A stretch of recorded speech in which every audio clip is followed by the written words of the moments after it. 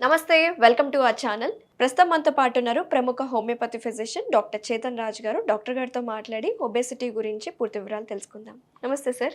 నమస్తే మేడం.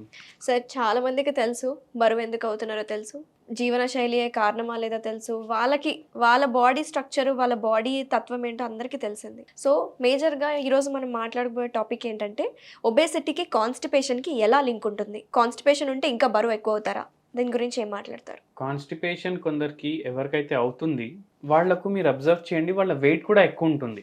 ఎందుకు మీరు అడిగేటట్టు, ఎప్పుడైతే ఒక మనిషి ఫుడ్ తీసుకుంటాడో దాంట్లోకి వెళ్ళి న్యూట్రియంట్స్ అబ్జర్వ్ అవుతాయి. ఓకే. వేస్ట్ మెటీరియల్ ఏమో స్టూల్ ఫామ్లో బయటికి వస్తుంది. ఏదైతే డైజెషన్ ప్రాసెస్ ఉంది totally it will take a few hours. ఆ ఫ్యూ అవర్స్లో ఒకవేళ ఏదైనా ప్రాబ్లం ఉంది, ఎంత అబ్జార్బ్ అవ్వాలి దానికన్నా ఎక్కువ అబ్జార్బ్ అయిపోతుంది అంటే వాళ్ళకు కాన్స్టిపేషన్ డెవలప్ అవ్వచ్చు. అండ్ సరిగా ఫైబర్ లేదు వాళ్ళ డయట్లో అంటే వాళ్లకు కాన్స్టిపేషన్ అవ్వచ్చు. కరెక్ట్ టైం అంటే డైలీ మార్నింగ్ లేవగానే వాళ్ళు బాత్రూమ్కి వెళ్ళాలి, కానీ వాళ్ళు వెళ్ళట్లేదు, ఏదో డిలే చేస్తున్నారు. అరే ఆఫీస్కి లేట్ అయిపోయింది, సాయంత్రం వచ్చినాక వెళ్దాం, అరే వంటలు చేయాలి, వంటలు చేసిన తర్వాత చేద్దాము అని ఇలా డిలే చేస్తారు కొందరు. దానివల్ల కూడా వాళ్ళకు కాన్స్టిపేషన్ అనేది స్టార్ట్ అవుతుంది. అండ్ ఏమవుతుందంటే కాన్స్టిపేషన్ అయినప్పుడు కాన్స్టిపేషన్లో స్టూల్ కూడా హార్డ్ అయిపోతుంది, వాళ్ళది సెమీ సాలిడ్ సాఫ్ట్ ఉండదు. అండ్ స్టూల్ హార్డ్ అయిపోయిన తర్వాత పాస్ అవుట్ చేయడానికి కూడా చాలా డిఫికల్టీ అవుతుంది.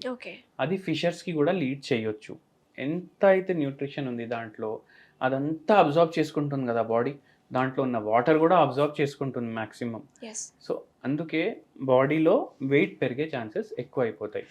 ఇప్పుడు ఎంత అబ్జర్వ్ చేయాలి దానికన్నా ఎక్కువ అబ్జర్వ్ చేసుకుంటుంది స్టూల్, అయితే వెయిట్ పెరిగే ఛాన్సులు కూడా పెరిగిపోతాయి. సో ఇదే అన్నమాట ఇంటర్లింక్. అండ్ ఏమైపోయింది, ఇప్పుడు అందరూ ఏమేమి తింటున్నారు, జనరల్లీ బయట తింటున్నారు.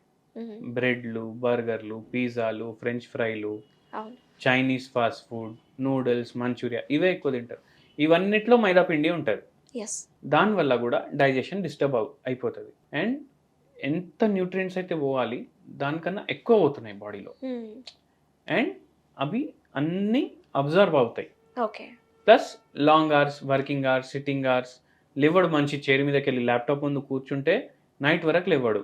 8 hours షిఫ్ట్ ఉంటే 12 hours కూడా పని చేస్తాడు, ఎందుకంటే టార్గెట్ మీట్ అవ్వాలి. దాంతోపాటు మళ్ళీ స్ట్రెస్, ఇంట్లో ఏదో ప్రాబ్లం నడుస్తూనే ఉంటుంది, పేరెంట్స్ హెల్త్ మంచిగా ఉండదు, ఫ్యామిలీలో ఏమో ప్రాబ్లమ్స్ ఉంటాయి, ఫైనాన్షియల్ ప్రాబ్లమ్స్ ఉంటాయి. ఇవన్నిట్లా ఇదొక సర్కిల్, విషియస్ సర్కిల్ అంటా నేను. ఎందుకు, ఇవన్నిటి వల్లనే కదా మన వెయిట్ పెరిగేది. మీరు చూడండి, కాలేజ్లో ఉన్నప్పటి వరకు అందరు సన్నగా ఉంటారు, కాలేజ్ తర్వాతనే వెయిట్ పెరుగుతుంది, కాలేజ్ తర్వాతనే కాన్స్టిపేషన్ వస్తుంది, కాలేజ్ తర్వాతనే పైల్స్ వస్తాయి. కాలేజ్ లైఫ్ వరకు మనం మంచిగా ఉంటాం. స్కూల్ లైఫ్, కాలేజ్ లైఫ్ అందరూ అందుకే అంత గుర్తు చేసుకుంటారు. ఎందుకంటే ఎటువంటి ప్రాబ్లం ఉండదు, ఫైనాన్షియల్ ప్రాబ్లం ఉండదు, ఫ్యామిలీ ప్రాబ్లమ్స్ ఉండవు, జాబ్ ప్రాబ్లమ్స్ ఉండవు, అన్నిటికన్నా ఎక్కువ హెల్త్ ప్రాబ్లమ్స్ ఉండవు. Health is wealth. కానీ ఎప్పటి వరకు అయితే మన స్టూడెంట్స్ ఉంటాం అప్పటి వరకు మనకు లైఫ్లో కష్టం అనేది ఉండదు.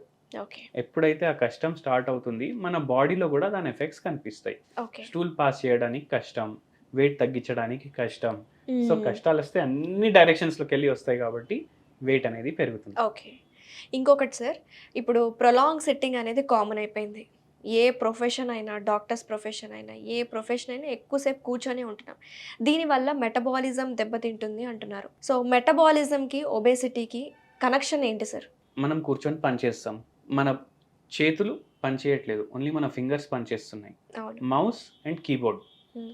అది కాకపోతే జనాలతో మాట్లాడడం, హెడ్ ఫోన్ ఉంటుంది, కాల్స్ మాట్లాడడం, బట్ ఫిజికల్ యాక్టివిటీ లేదు. బాడీ ఏమనుకుంటుంది, బాడీ ఫంక్షన్ చేసే ఒక విధానం ఉంటుంది.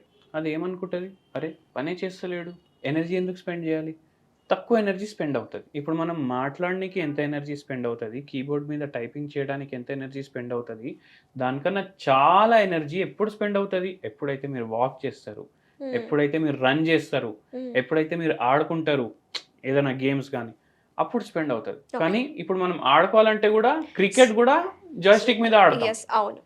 అందుకే మెటబాలిజం అనేది తగ్గిపోయింది. ఆ మెటబాలిజం మళ్ళీ మంచిగా అవ్వాలంటే ఫిజికల్ యాక్టివిటీ ఉండాలి, వాకింగ్ చేయండి, ఏదైనా స్పోర్ట్ ఆడండి, వీక్లీ ఒక 4 times అట్లీస్ట్ ఫర్ 1 hour. జిమ్కి వెళ్ళండి, అందరు జిమ్కి పోతారు, అవును. ఎక్సర్సైజులు చేసుకుంటారు, వెయిట్ తగ్గించుకుంటారు. కానీ జిమ్కి వెళ్ళినప్పుడు మన మెటబాలిజం పెరుగుతుంది, దాంతోపాటు మన డయట్ కూడా పెరుగుతుంది. అండ్ జిమ్ వదిలేసినాక మళ్ళీ అదే డయట్ కంటిన్యూ చేస్తారు, ఎస్, ఆటోమేటిక్ ఇంకా వెయిట్ పెరుగుతుంది. మీరు అబ్జర్వ్ చేయండి, చాలా చాలా మంది మందికి అంటారు, అంటారు. అరే నేను జిమ్ చేసి వదిలేసిన దాని తర్వాత నాకు ఫుల్ వెయిట్ గెయిన్ అయిపోయింది అనేసి. అవును. అండ్ ఇంకో ప్రాబ్లం ఏమైపోయిందంటే, ఈ జిమ్లో పోతారు కదా, అప్పుడు వీళ్ళు సప్లిమెంట్స్ తీసుకుంటారు, ఆల్బుమిన్, క్రియాటినిన్, ప్రోటీన్స్. ఇవన్నీ కిడ్నీ మీద కూడా ఎఫెక్ట్ చేస్తాయి అండ్ వెయిట్ మీద కూడా ఎఫెక్ట్ చేస్తాయి. ఓకే. అందుకే న్యాచురల్ సబ్స్టెన్సెసే వాడి మీరు ఎక్సర్సైజెస్ చేయండి, న్యాచురల్ న్యూట్రిషనే తీసుకోండి ఎప్పుడు. ఓకే. మీరు అంటున్నారు కదా సార్, న్యాచురల్ సప్లిమెంట్స్, న్యాచురల్ పద్ధతిలోనే బరువు తగ్గాలి అని. సో న్యాచురల్ ప్రకృతి ద్వారా మనకు అందుబాటులో ఉన్న ఐటమ్స్ తోటి మనం ఏ విధంగా బరువు తగ్గచ్చు అంటారు? ఇప్పుడు మనం జిమ్ కేస్ డిస్కస్ చేసినాం కదా, ఒక పేషెంట్ ఉండే, మన పేషెంట్ మన దగ్గర వచ్చే ముందు ఆ పేషెంట్ వెయిట్ ఏమో 109 kgs ఉండే. ఓన్లీ జిమ్కి వెళ్ళడం స్టార్ట్ చేసిండు ఆయన. జిమ్కి వెళ్ళి 12 kgs వెయిట్ లాస్ చేసిండు. ఓకే. దాని తర్వాత బాడీ బిల్డింగ్ చేసుకోవాలి అనేసి ఒక ఆశతోటి ఇంకా రిగ్రెస్గా జిమ్ చేయడం అండ్ సప్లిమెంట్స్ తీసుకోవడం, ఓకే. క్రియాటినిన్, ఆల్బుమిన్, ఈ ప్రోటీన్స్ తీసుకోవడం, ఆర్టిఫిషియల్ అవే జిమ్లలో అమ్ముతారు కదా, అవి తీసుకోవడం స్టార్ట్ చేసిండు. మంచిగా బాడీ బిల్డింగ్ చేసుకున్నాడు. వెయిట్ ఏమో 100 kgs ఉంది, కానీ హైట్ ఏమో 5'8" ఉంది. అయినా వెయిట్ అండ్ హైట్ మ్యాచ్ అవ్వట్లేదు బిఎంఐ ప్రకారం. బట్ ఆయనకి ఏమనిపిస్తుంది, అరే నేను చాలా స్ట్రాంగ్ హెల్దీ అని అనిపిస్తుంది. దాని తర్వాత జిమ్ మానేసింది. జిమ్ మానేసిన తర్వాత, జిమ్ మానేస్తే బాడీ పోతుంది కదా మొత్తం, మళ్ళీ మొత్తం బెల్లీ ఫ్యాట్ వచ్చేసింది, అన్నీ ఇంతకుముందు ఎట్లుండే అట్లా అయిపోయింది. అండ్ కిడ్నీస్ పైన ప్రభావం వేసినాయి, ఏవైతే తీసుకుంటారు కదా ప్రోటీన్స్, అవి ప్రభావం వేసినాయి.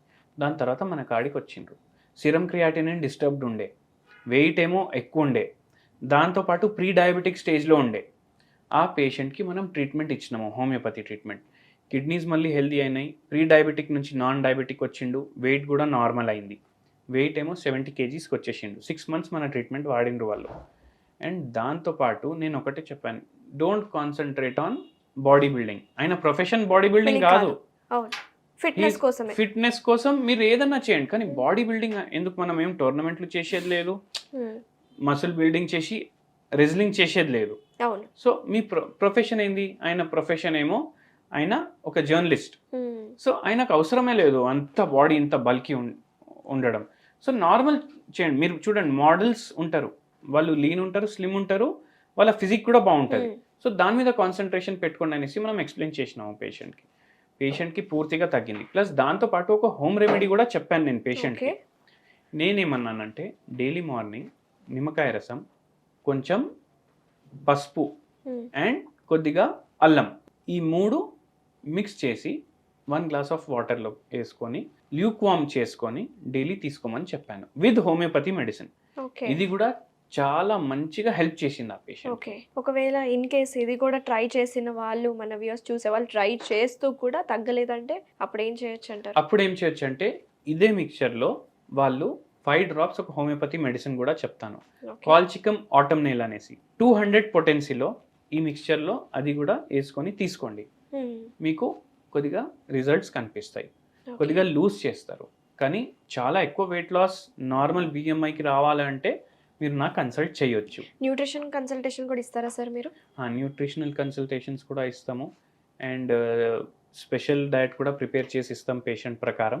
Okay. And till the patient loses weight he desires, okay, నేను పేషెంట్ తోటి ఉంటాను. Very nice. So thank you so much doctor garu, చాలా డీటెయిల్గా ఎక్స్ప్లెయిన్ చేశారు. అలాగే మీ దగ్గరకు వచ్చే కేసెస్ ఎలా డీల్ చేస్తున్నారు, హోమియోపతిలో ఎలాంటి ట్రీట్మెంట్స్ ఉన్నాయని చాలా డీటెయిల్గా చెప్పినారు. థ్యాంక్ యూ సో మచ్ అండి.